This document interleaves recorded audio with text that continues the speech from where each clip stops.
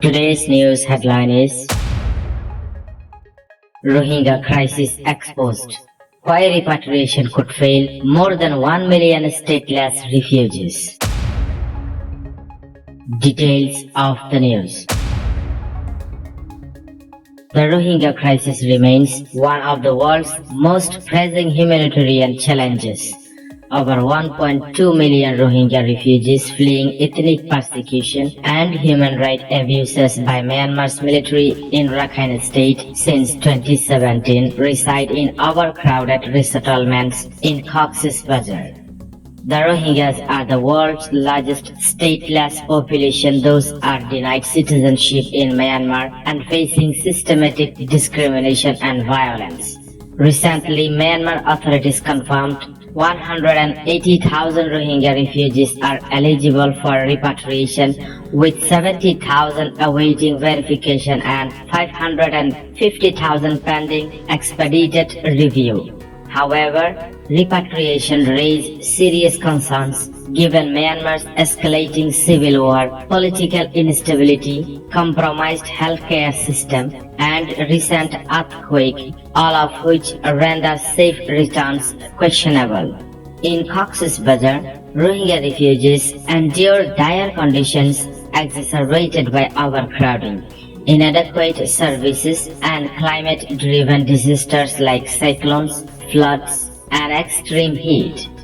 Women and girls, comprising over 50% of the camp population, faced heightened risks of gender-based violation and exploitation. Violence, including forced recruitment into armed groups, persists, with many refugees too fearful to seek medical care or justice due to threats of reprisal. Funding cuts, notably from U.S. aid under President Trump, threaten to worsen this crisis by limiting protection services and health care, risking disease outbreaks and further endangering vulnerable population, particularly children.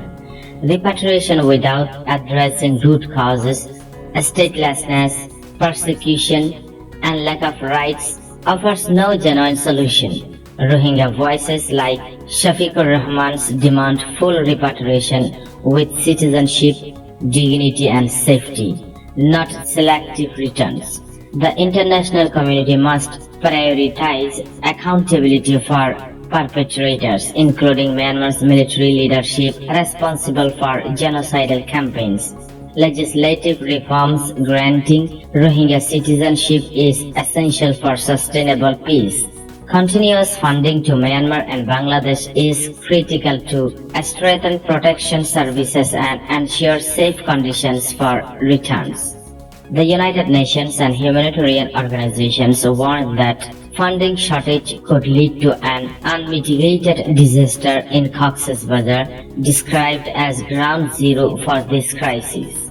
Immediate action is needed to end the Rohingya suffering, uphold their rights, and facilitate a just resolution. This includes holding accountable those responsible for atrocities, restoring humanitarian aid, and ensuring transparency in addressing violations of international law. The Rohingya deserve more than promises. They need tangible solutions to reclaim their lives with security and dignity.